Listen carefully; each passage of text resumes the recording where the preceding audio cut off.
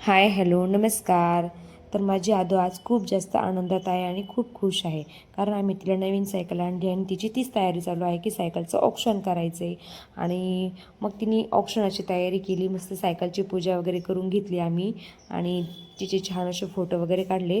रुद्रांशलाही मध्ये मध्ये खूप करायचं असतं, त्यालाही त्याच्या सायकलची पूजा करायची होती.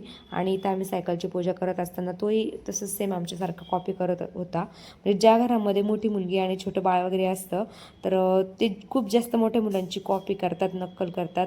ते जसं करतात तसंच त्यांनाही त्यांच्यासारखं करायचं असतं.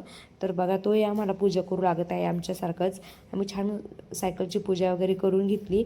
आणि नंतर आदूची इच्छा होती की मम्मी म्हणत होती ती की तिलाही सायकलवर बसून घरात सायकल घ्यायची आहे.